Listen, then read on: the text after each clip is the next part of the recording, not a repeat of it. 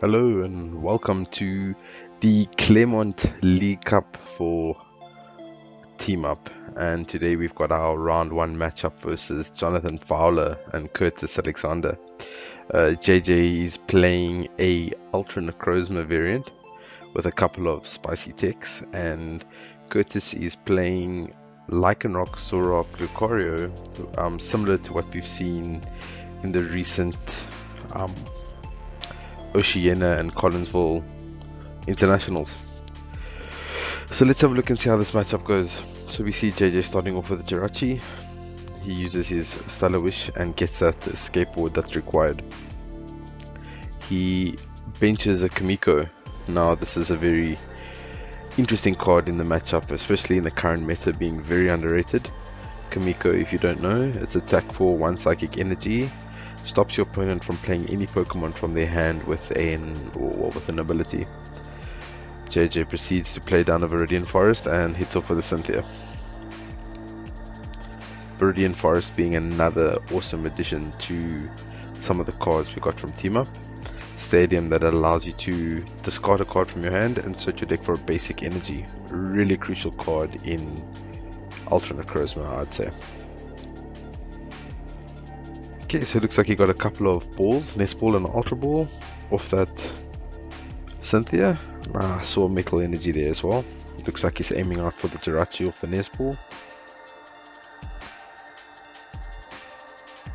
And he does take the Jirachi. Always nice to see some nice banter between the players at the Claremont Pokemon League.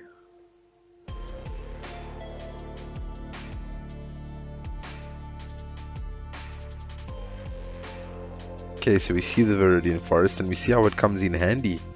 It really does come in handy in this particular matchup because of the fact that you can discard those psychic energies to psychic recharge later and just basically keep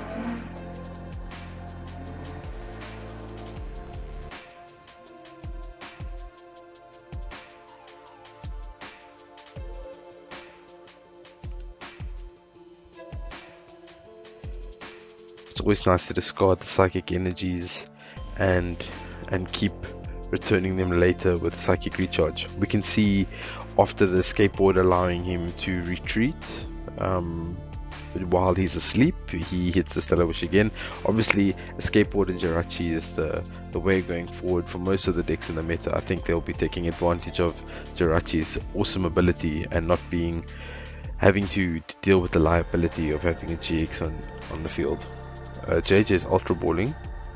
I would be interested to see what he goes for. He's going for the Mars Shadow, not really focusing on getting any Inkays as yet, but a very nice start for JJ so far. He plays the Mars Shadow and Let Loose. Let Loose's ability is essentially a judge. Each player shuffles their hand into the deck and draw 4 cards, and this could be very disabling for Curtis, considering that he hadn't even had a chance to play and he's only got 1 basic. So I think JJ is just really trying to shut him down before he even gets started.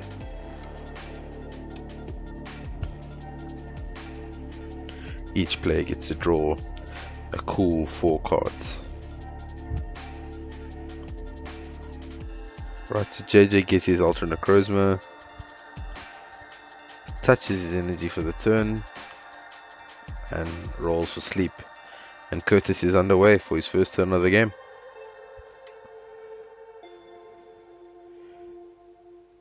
Curtis uses that Viridian Forest, takes a quick search through his deck. Very good practice.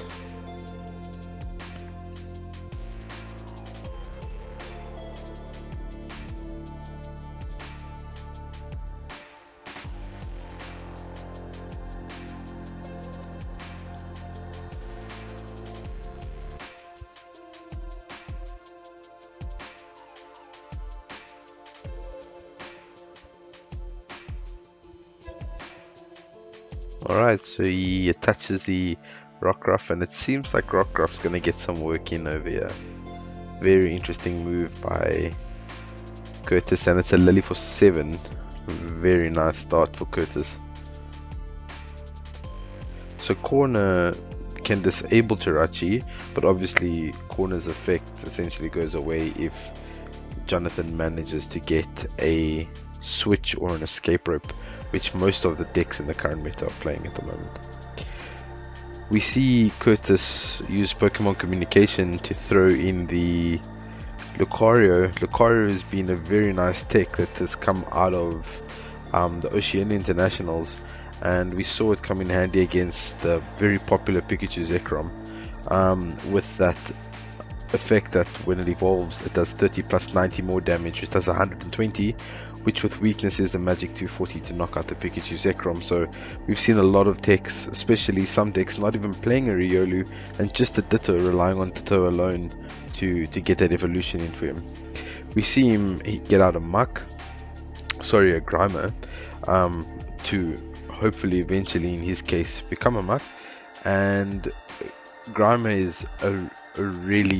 and Muck is a tough case for any deck playing Jirachi. Obviously it completely nullifies it.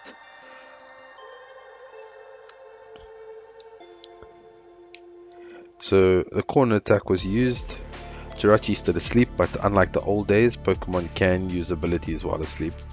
So we should see JJ go search for something to get him out of the predicament. There's the Guzma as suspected. Once JJ uses Guzma to switch, his other Jirachi would be able to retreat again. So let's see if he can get the cycle going. Curtis's deck playing heavily in ability Pokemon, considering every Pokemon on his field at the moment currently evolves into a ability Pokemon. Besides, well, Ditto could evolve into Lucario, but Lycanroc GX, Zoroark GX, Alolan Muck, they all play abilities, so I'm assuming that Kamiko is going to get some play here.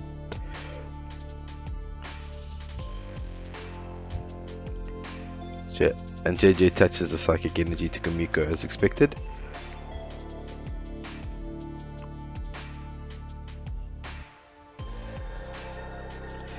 And he Guzma's up for the Grimer, definitely acknowledging the threat of Grimer. Brings up that Jirachi. It's another free Stellar Wish, so he will use Stellar Wish for looking at the top 5 and seeing what he can get, and he whiffs it. Unfortunately, he hits nothing with that Jirachi.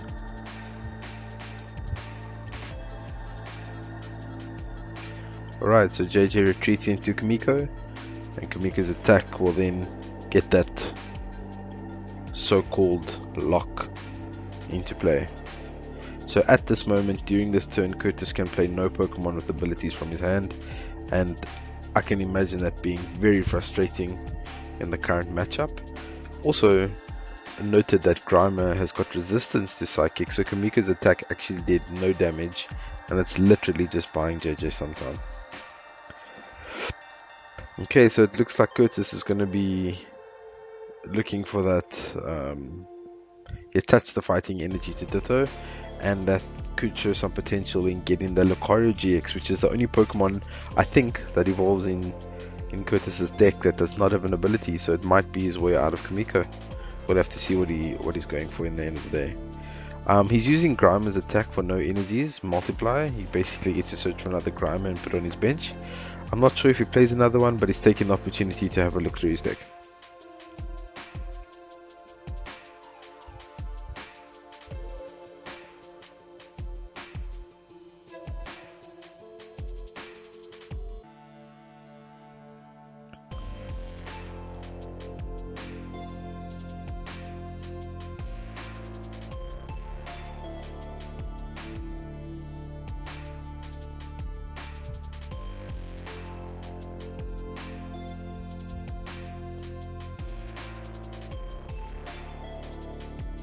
The deck is cut, and JJ's turn begins. Drawing for turn. Looks like JJ got his hands on another Guzma. It would be interesting to see what he's going to end up doing here. He's going to play Erika's Hospitality for 5 cards. So on that note, Erika's Hospitality is also one of the new supporters that I see is going to get a lot of play in the current meta. So Erika's Hospitality can only be played if you've got 4 or less other cards in your hand, and Erika allows you to draw a card for each of your opponent's Pokemon in play, including the active. So it's essentially it's Chorus-esque kind of card, and I see it getting a lot of play in the current meta. It's good draw support, and there's just a lot of benefit to it, with you potentially ending up with a 10 card hand. So JJ uses another Stellar Wish with a Jirachi with a skateboard, and he chooses to take an Acrobike. Acrobike has been a staple in Malamar for a while now. It's a good way to get those psychic energies into the discard pile. JJ looks at the top two.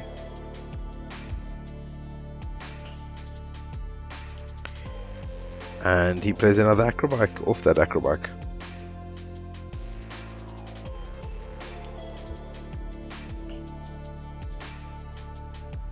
Discards an escape board, although he already took an escape board from that Acrobike. Okay, so also obviously with the fact that Jirachi not being, well, you not being able to retreat twice in a turn in Pokemon TCG, JJ opted to just go for the Kamiko, knowing that he doesn't have a switch anyway. So he's going to use his Viridian Forest that he just put into play, discarding an Acerola and getting a Psychic Energy.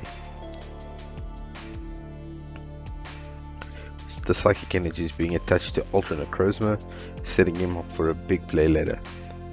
And he uses Ball of Silence again, with resistance, not doing any damage.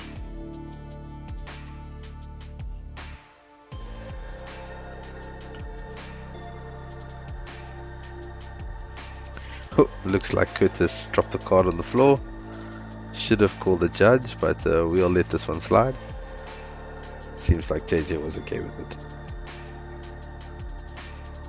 So again, Curtis also discarding an Acerola, going to go fetch himself a basic energy card.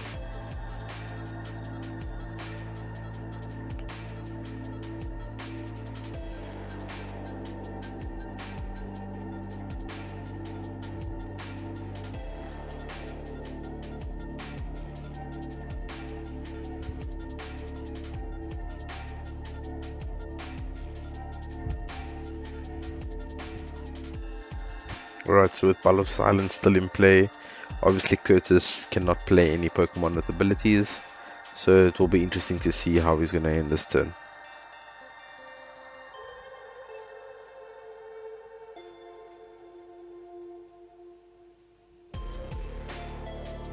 Looks like he's using Grimer's attack multiplier, as he failed earlier. He's just having a look through his deck again to see what he can find.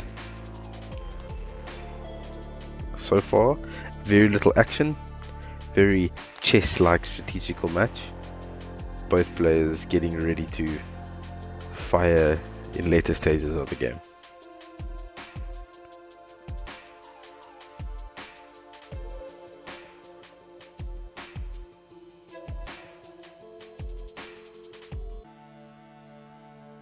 And the pass to JJ.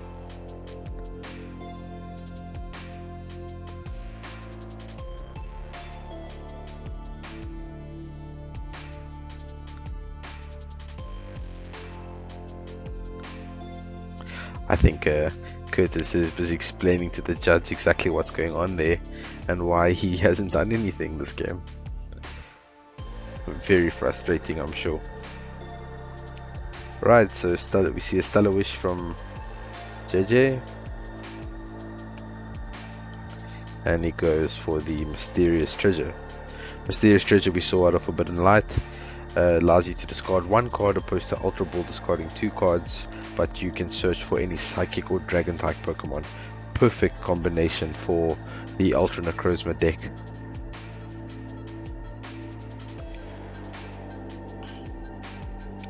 He discarded an energy for Viridian Forest and he went to go fetch himself a Psychic Energy.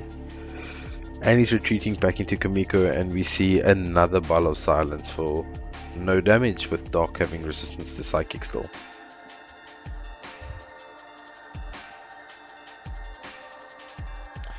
We are roughly 15 minutes into this matchup.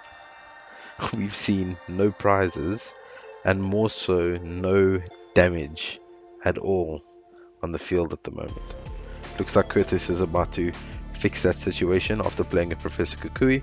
He'll be ramming for 40 damage.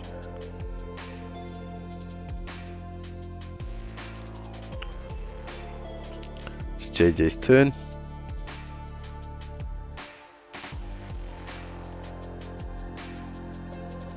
Looks like Curtis is trying to deal with that Kamiko, which is getting forever more frustrating, I'm sure.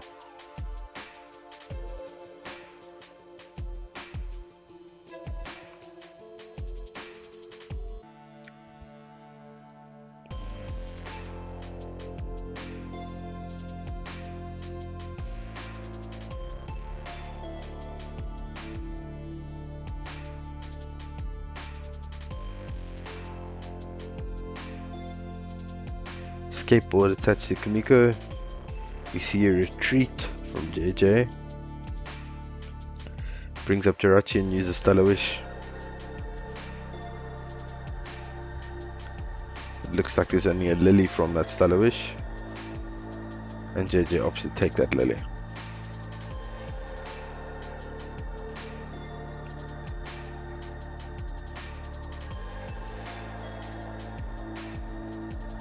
As you can see, round one, lots of chatter, lots of banter, very little stress, very little pressure for both of these players.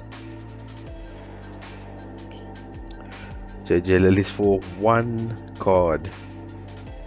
That must have felt bad. So JJ's already retreated and he's played his supporter, so he's passing. So it looks like Curtis is going to be firing off a couple of Pokemon with abilities. Let's have a look and see what he can pull off here. Curtis puts down Zorok number 1 in the active, and his Alolan Muck, which is deciding whether he wants to evolve the Ditto or the Grimer, or perhaps use some of his own basic Pokemon's abilities. For those who don't know what Alolan Muck Alolan Muck shuts off basic Pokemon's abilities.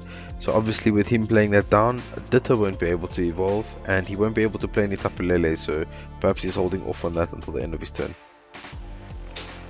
We see a Zorua on the bench, and the Guzma for the Ultra Necrozma. We could potentially be seeing Lycanroc GX is coming up. He's not using the ability. It looks like he's going to be eyeing up for that GX attack. Alright, Alolan Muck is out. We see a Fighting Energy play to the active, and he's ready to GX. And he uses Lycanroc's GX attack, which does 50 damage for each of your opponent's bench Pokemon, hitting for a cool 250 and knocking out that charged up Ultra Necrozma waiting on the bench. We see JJ promote the Kamiko, and it's the start of JJ's turn. JJ mustn't forget to draw a card.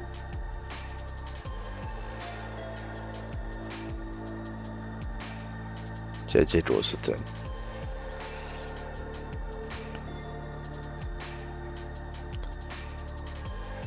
Mysterious Treasure from JJ.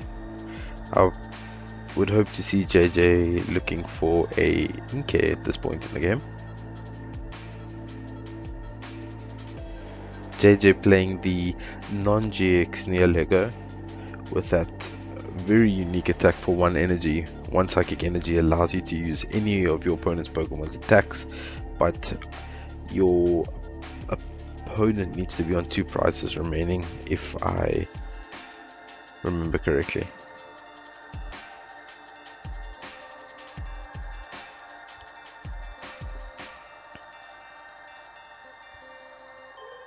He benches the Inkay.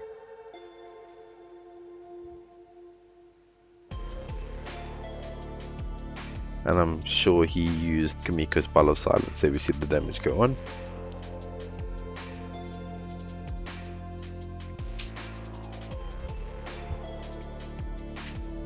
Curtis not being able to play any ability Pokemon again this turn. He takes out the Viridian Forest with his Devoured Field, giving his Dark Pokemon 10 extra damage on their attacks.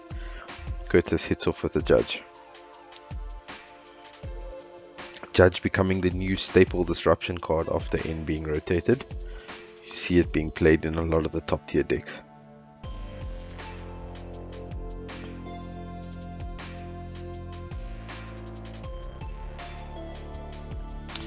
Curtis still has trades available to him, where he gets to discard a card from his hand and draw 2 cards from the top of his deck.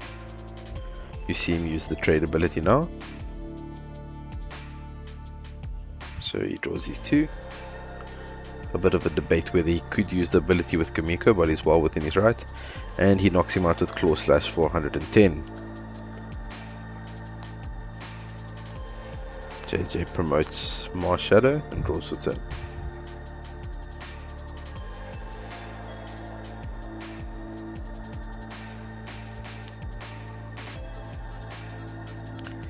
You see JJ play down an Inkay, evolves his previous Inkay into a Malamar.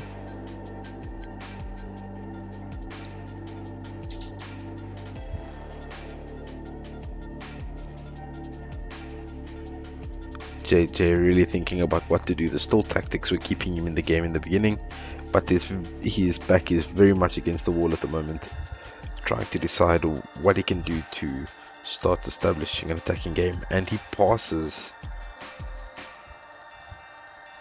with no available attackers. Curtis throwing down all of his ability Pokemon as quick as possible here, and we see him hit off his first trade. A second trade from Curtis with Zoroarks for ever growing hands for the Zoroark players. His third and final trade, throwing away Tapu Lele GX.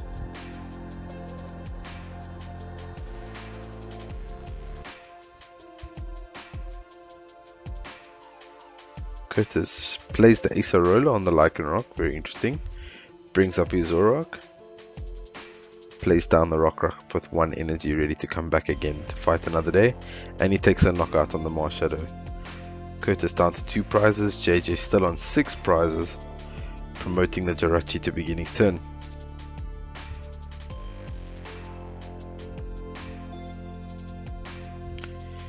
So JJ looks like he's getting a bit of a dead draw there. Will be interesting to see how Jirachi Stellar Wish could help him out of this dead drawing situation. Plays down a Dawnwings Necrozma. Very interesting in the current situation, considering that it is weak to dark, but I'm sure he's looking to hit off one of Dawnwings GX attacks. Dawnwings GX you can only use if you are behind on prizes in the game, and it does 180 damage, and Dawnwings cannot be damaged by attacks during your opponent's next turn. We see him attach a Metal Energy to Jirachi and a Psychic Recharge to Jirachi and promote it. It looks like JJ is looking to attack with Jirachi. Yes, 30 damage. Looking to soften him up to be able to hit the one shot off the Dawnwings Necrozma's GX attack. We see a trade from Curtis.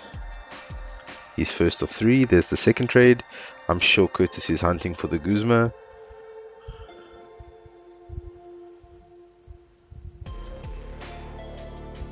And there's the third trade.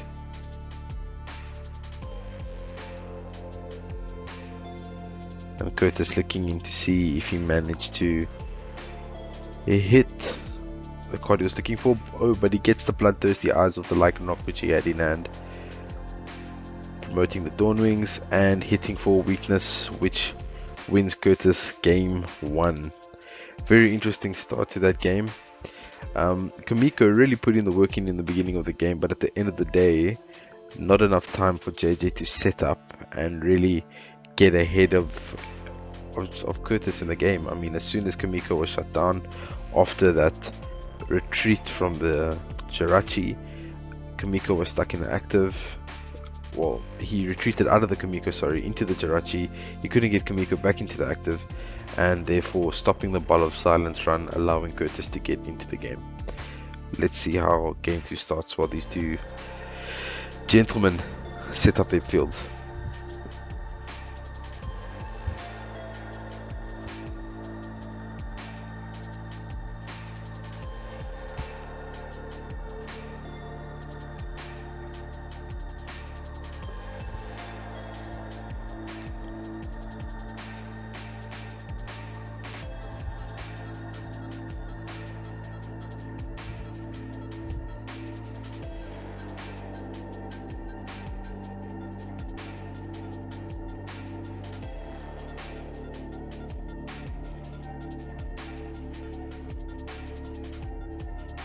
Alright, so both players shuffled up and ready to go. Curtis up a game in this round 1 of the Team Up League Cup, and JJ starts with Kamiko again, putting it face up immediately, letting Curtis know that this is exactly what he's going to be doing.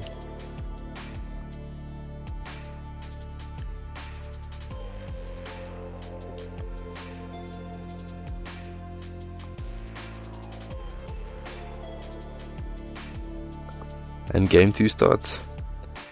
Seems like Curtis learning from Kamiko's last time around, putting up something a little bit more aggressive, being the Deoxys from Celestial Storm, which has the well-known Psychic as used in Mewtwo from Evolutions previously. JJ benches an Inkay, already starting a little bit better than the previous time, just no Jirachi to be seen. Ah, there is one in his hand.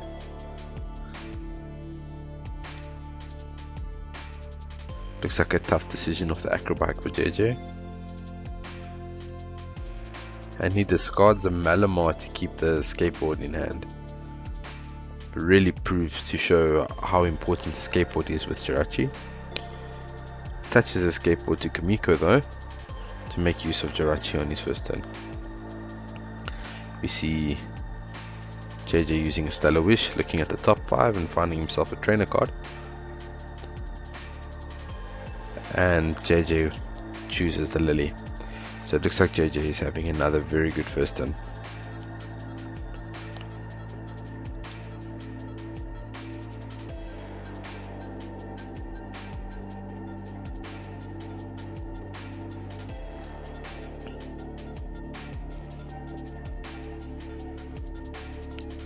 JJ deciding whether he's going to further cut down his hand.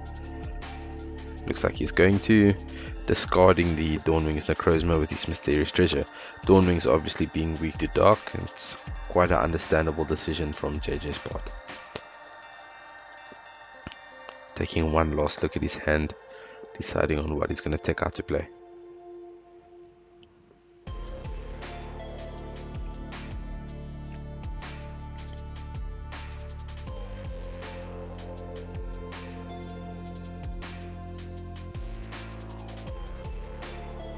And we see JJ hits with an Inkay. Right, so very different start from JJ. We see him starting off with 2 Inkays. Something that you would like to see in all Malamar variants is to get those Inkays up as early as possible. JJ lilling for 6 cards, being first turn, he gets to draw till 8.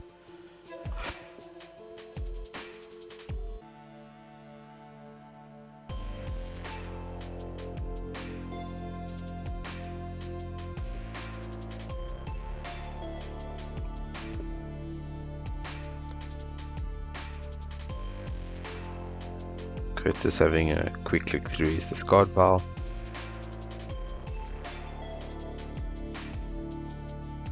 JJ rolling for sleep and passing.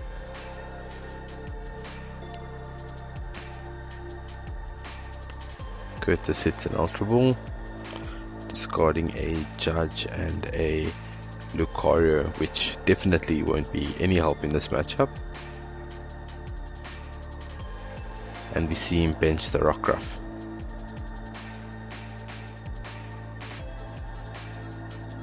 $60 HP Rockruff, again appearing in Zoroark Lycanroc builds once more, with Professor Alm coming out of Lost Thunder.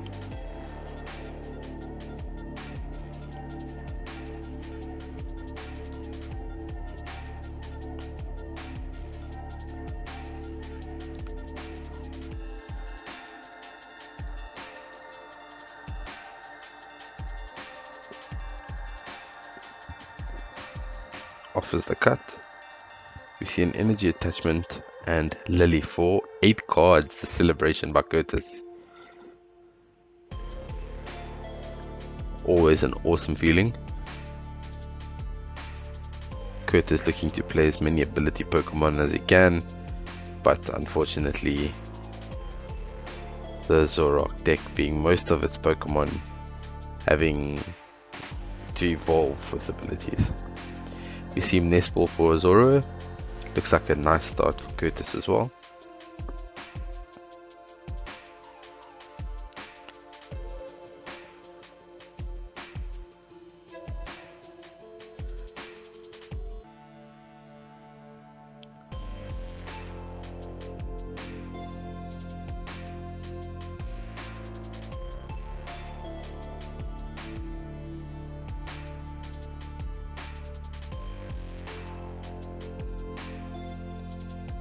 And it's a pass.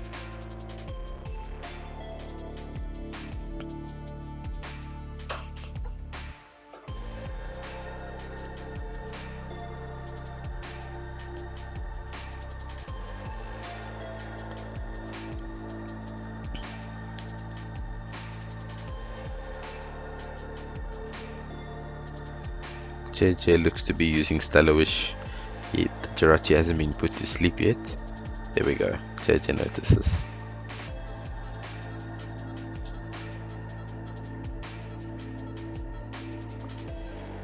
JJ opts for the mysterious treasure.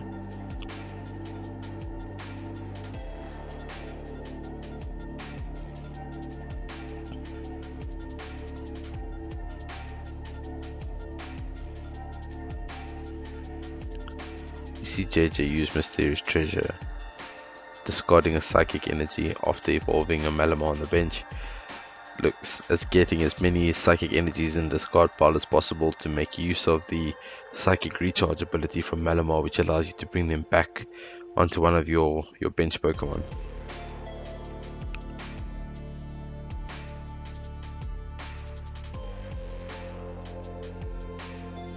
JJ gets another Malamar.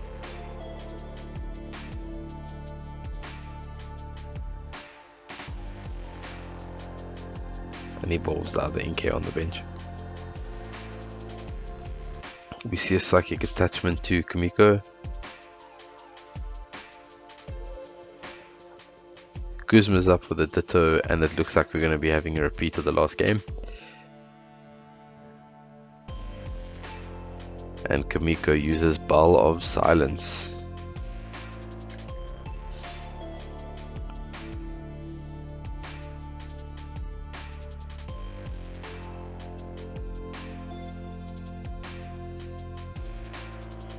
Curtis sitting with quite a big hand after the Lily at the end of his last turn. Be interesting to see what he can do.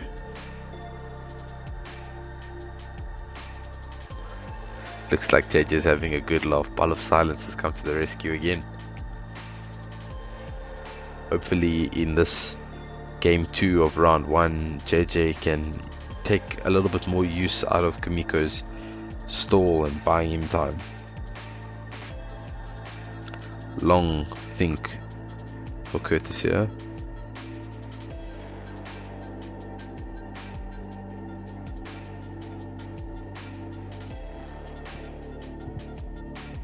Curtis showing his frustration with that Ball of Silence. Clear frustration.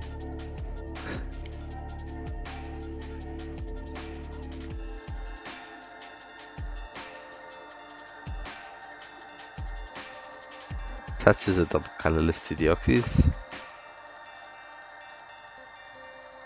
Set choice band to Zorua.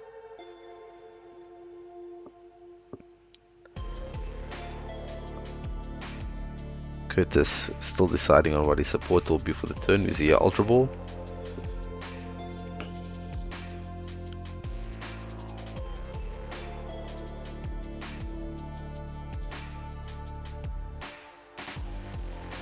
And he opts for an Alolan Grimer.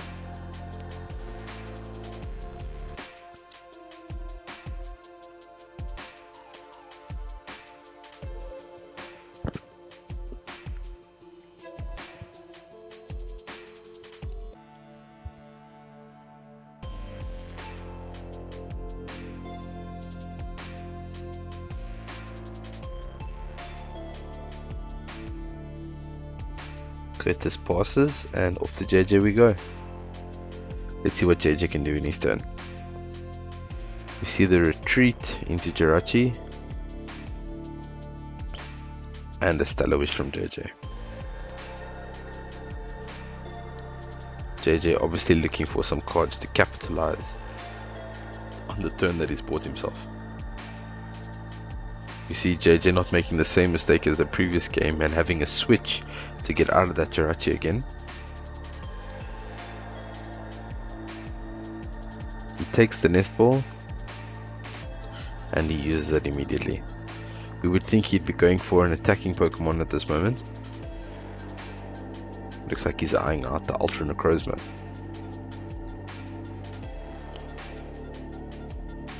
And he does. Ultra Necrozma goes down to the bench, and it looks like there are some energies in the discard pile, and I did see a metal energy in JJ's hand as well. He's also got the Beast energy. It's the Prism energy used in Ultra Beast decks, so basically it counts as a rainbow energy to any Ultra Beast, and if it's attached to an Ultra Beast, as previously mentioned, the attacks also do 30 more damage.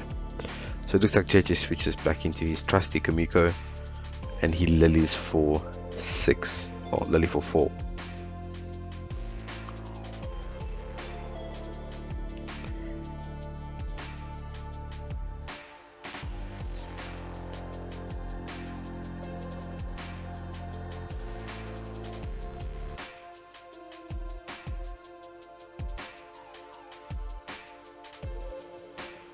And JJ uses Ball of Silence, and off to Curtis we go.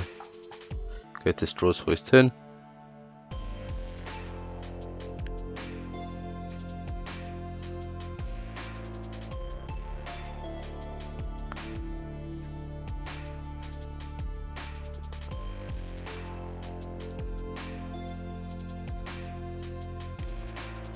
Curtis thinking long and hard about how he wants to go around this.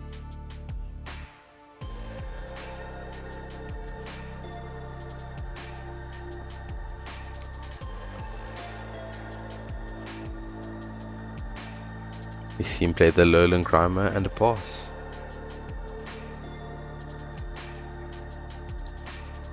JJ retreats back to the Jirachi, and we see another Stellar Wish.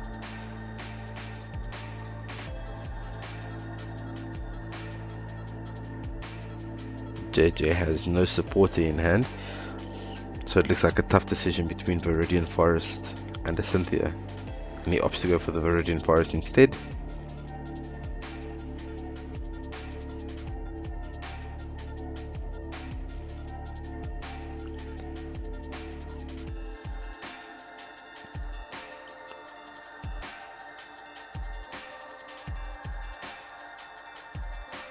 JJ uses the Viridian Forest to discard in the Psychic Energy.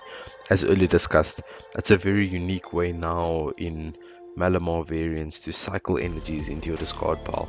We had Acrobikes, we had Mysterious Treasures, we had Ultra Balls discarding energies, and now with Viridian Forest, it's a card discarding mechanism, and in the same breath also gets you the exact basic energy required, such as the metal energy in Ultra Necrozma. Ultra Necrozma took a bit of a knock after Professor's Letter rotated, and I think this adds a new dynamic to the deck as a whole.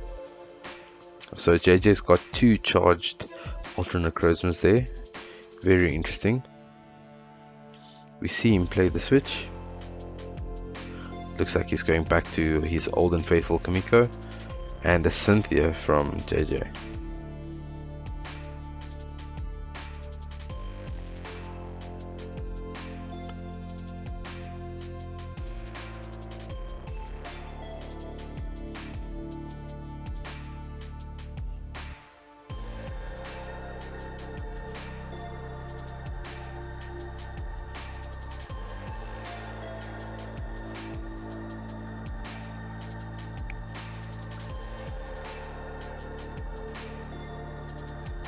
And we see another Ball of Silence from JJ.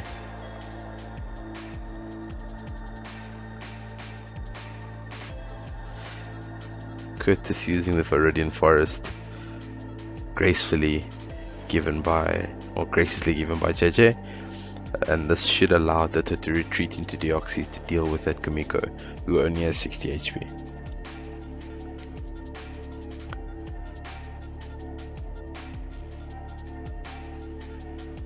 see the retreat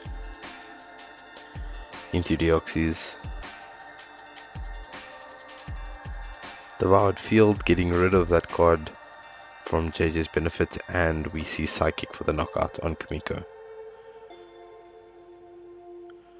Curtis upper prize in the second game of round 1. We see the promotion of Jirachi,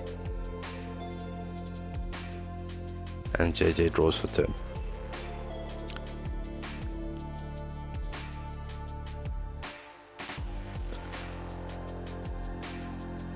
JJ starts powering up the Ultra Necrozma.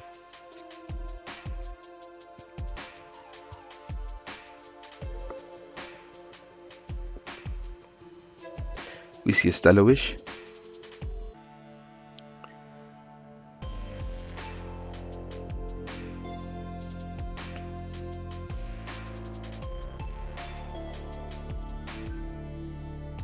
And we see JJ take the Field Blower.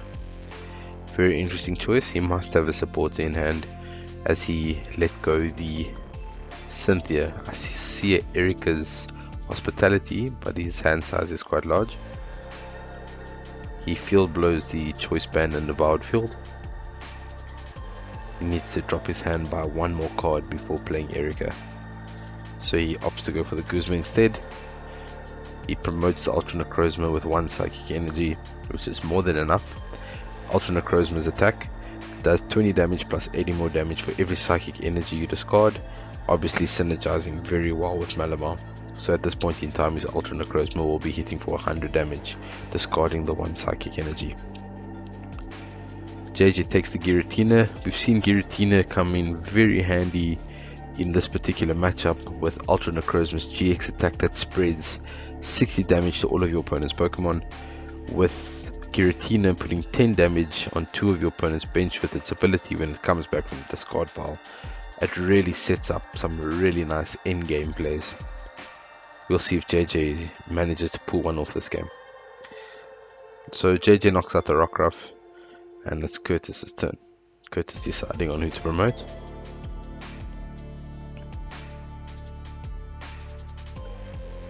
And he promotes a Zorua. Curtis draws for turn and immediately evolves into Zorok twice, and we see the first trade. Ball of Silence gone, and Curtis really capitalizing on getting his ability Pokemon into play.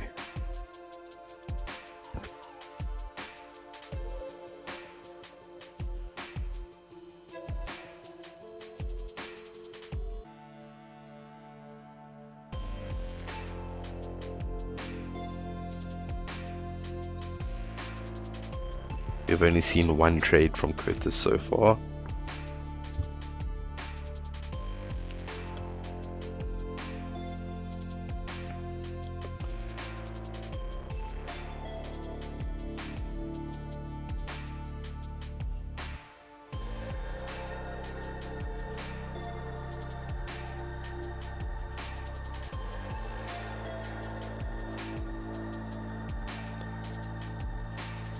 Obviously Curtis trying to look at how he wants to go about approaching the attack on the Ultra Necrozma. I mean, chances of him getting a 1-hit KO on Ultra Necrozma is technically impossible in Zorok decks.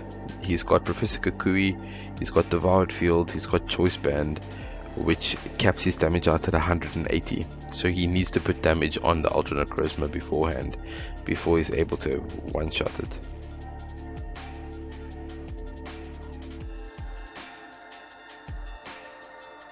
Also, by damaging the Ultra Necrozma, it allows Lucario's GX. Scratch that, sorry. Lucario GX needs to have its own damage on itself. So it looks like he's just going to have to be happy with a 2-shot on an Ultra Necrozma.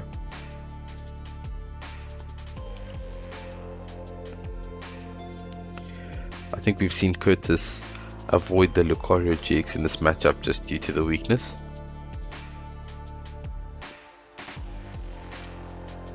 Zorok always being very versatile by not having to play all of its cards and still manage to continue forward.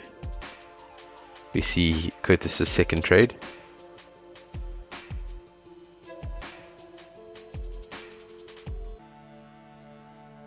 And he evolves a Ditto into Lycanroc with Bloodthirsty Eyes. So he's targeting down a Malamar. We see the Rainbow Energy being attached. Devoured Field is played and the multi-switch for the double colorless forward, allowing for Zorok to attack for 110 damage for the knockout.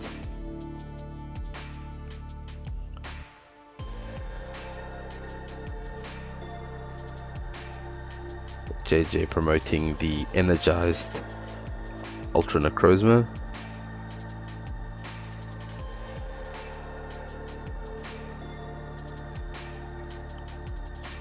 JJ playing Viridian Forest, and JJ uses the Viridian Forest.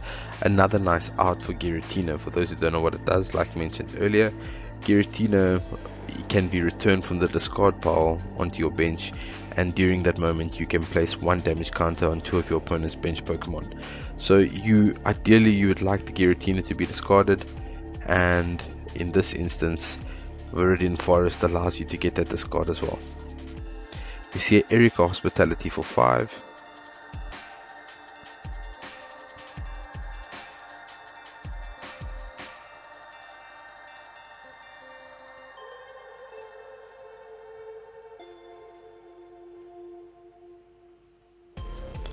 We see a Psychic Recharge by JJ.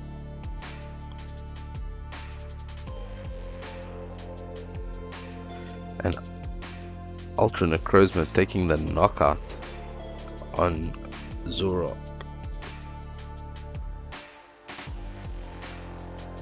A Nest Ball by Curtis early. We entering the final minutes of the match. Curtis decides to fail the Nest Ball.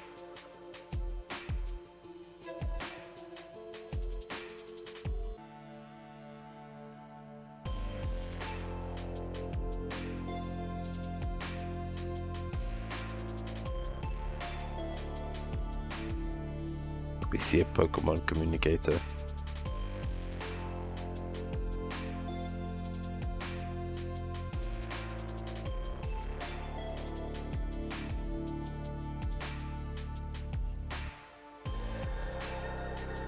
Oh, he discarded the Communicator for Viridian Forest and he played an Ultra Ball for the Tapu Lele.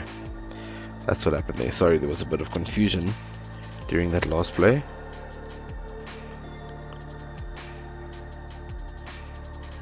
We see the energy attachment to Lycanroc GX, and Tapu Lele's Wonder Tag for a Guzma.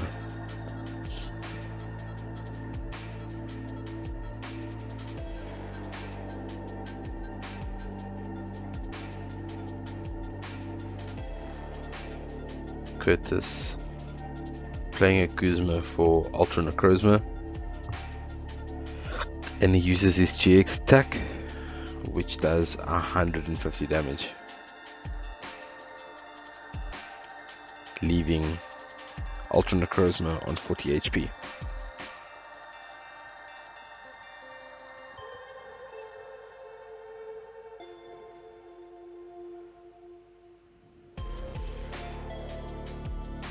By the looks of things, it looks like time was called, so they are going into turns.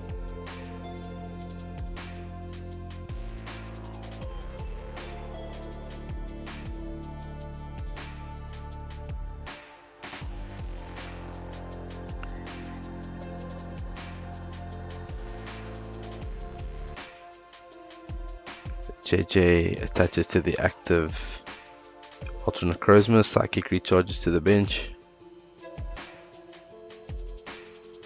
Looks like he's going to be using the Necrozma as a Glass Cannon here. Viridian Forest, discarding the Cynthia, getting a Psychic Energy. Also thinning his deck a little bit.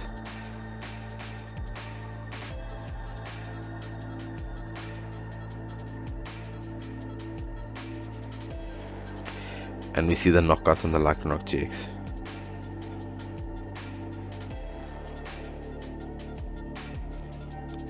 JJ trying to hold in here.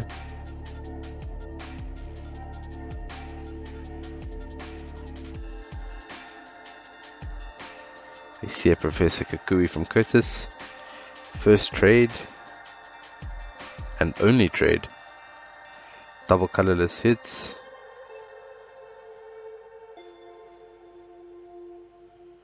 And we see him take the knockout with Rightus beating. JJ promotes. Last turn of turns, skateboard, psychic energy, psychic recharge, and the game ends in a 1-all draw. Good job, guys. What a nice first round to the League Cup. Both players extremely exhausted from that tactical matchup. We will be reviewing one game around for the rest of the tournament. Please have a look at the video links below to find the other matchups, or have a look at my YouTube channel, that is Killer Koala ZA. See you guys in the next matchup.